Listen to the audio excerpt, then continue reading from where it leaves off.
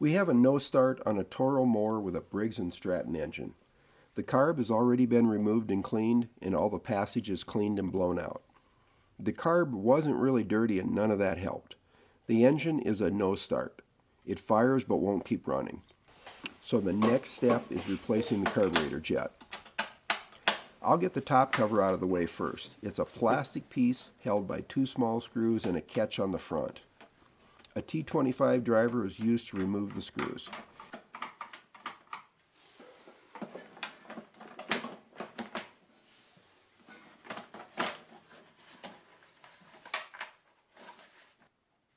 Here you can see how the molded-in catch is oriented.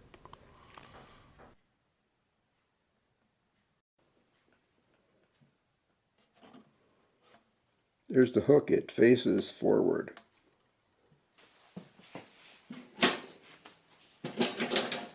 This particular model has a handle that folds and allows it to be stored sitting on its tail. This is very handy for removing the blade for sharpening and for removing the carb, as it allows the fuel line to be disconnected without fuel running out of the tank.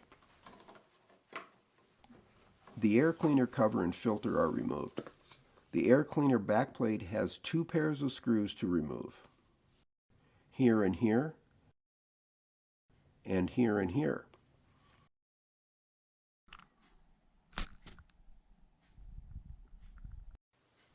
They take a 9/32 and 5/16 inch socket. Two bolts attach the backing plate to another bracket and two secure it to the carburetor.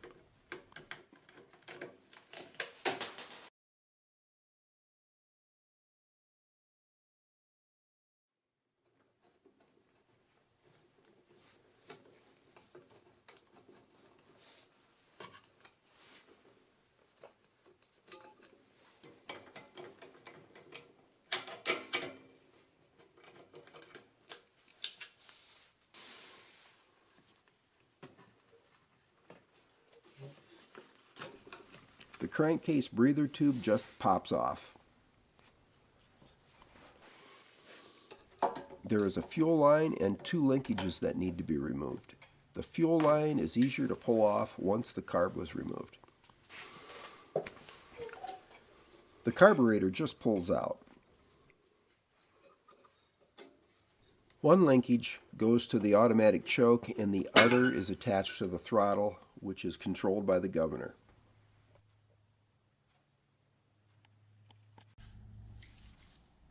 And here's the carburetor.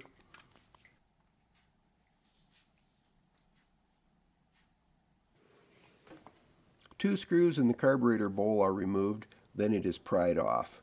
Be sure to note the orientation as the bowl goes on one way correctly.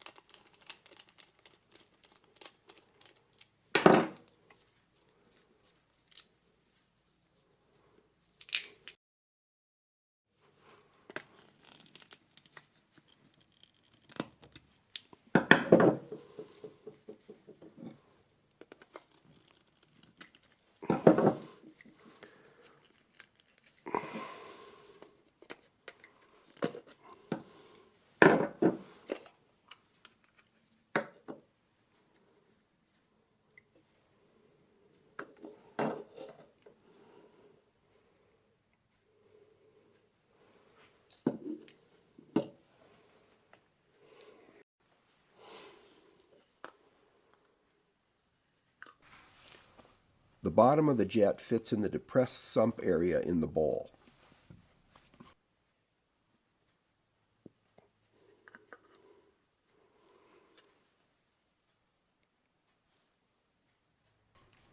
The old jet is carefully popped out with a screwdriver.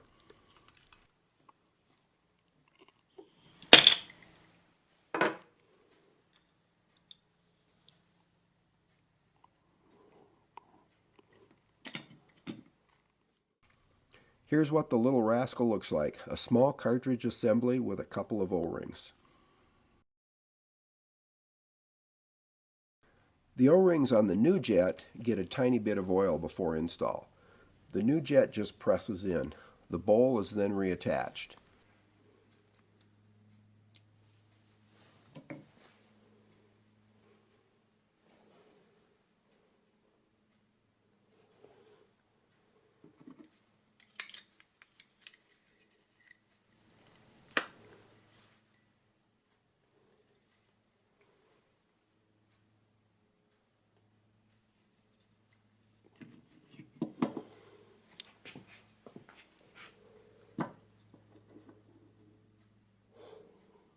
You can see here why it goes together only one way.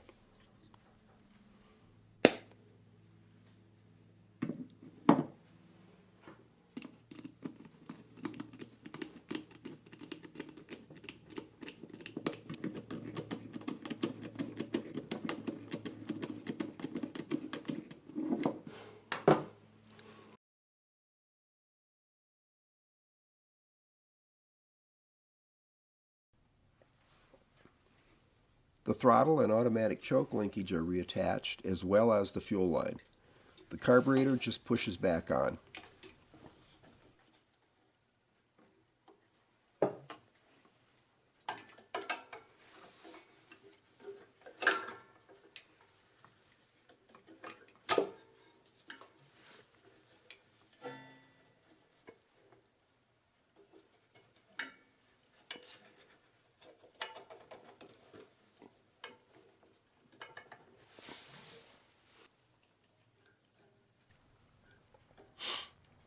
This is the automatic choke, and this is the throttle linkage.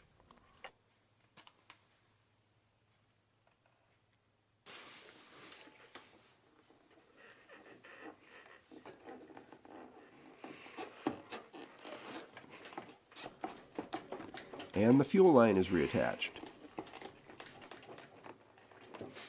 It goes on easier than it comes off.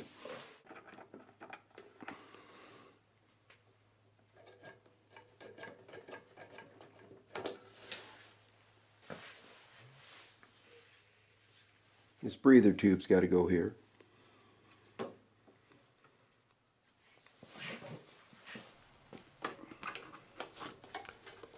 The crankcase breather tube is reattached and the back plate goes back into place with the 4 screws.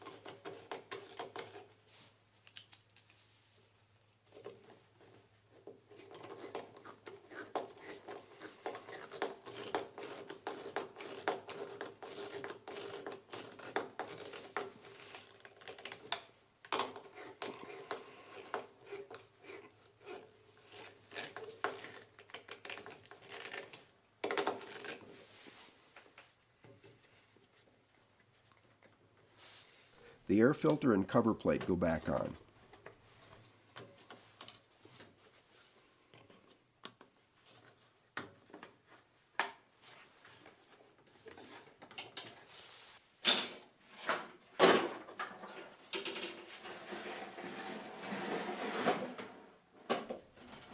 The top cover goes back in place, held with 2 small bolts and the snap-in hook on the front. Starts first pull and runs better than ever. Runs strong and has a good steady no-load speed. The idle no longer surges, so the original jet may have been less than perfect when the mower was new from the factory. A couple of AMSOIL products to help keep these engines running well and have a long life are the AMSOIL synthetic small engine oil and AMSOIL gasoline stabilizer. Compared to liquid-cooled automotive engines, small engines run hotter, operate under constant load, generate more oil-damaging contaminants, suffer from neglected maintenance, and are exposed to dirt, rain, snow, and other extremes. Simply put, they're far tougher on oil than most people think. AMSOIL synthetic small engine oil is specifically designed for these engines, and it's available in several viscosities too. Bad fuel is a trouble spot for seasonal equipment. AMSOIL gasoline stabilizer keeps fuel from deteriorating during storage for up to 12 months and resists the formation of varnish and gum to keep fuel systems clean. AMSOIL has a full line of top quality synthetic lubricants, filters, and fuel additives for this and almost anything else that moves. Check the links for more info. If you like the video or find it helpful, be sure to give it a thumbs up, share, and subscribe to the channel. Check out the links in the description or MidwestSynthetic.com for more information on AMSOIL's line of synthetic lubricants, filters, cleaners, fuel additives, and more. Thanks for watching.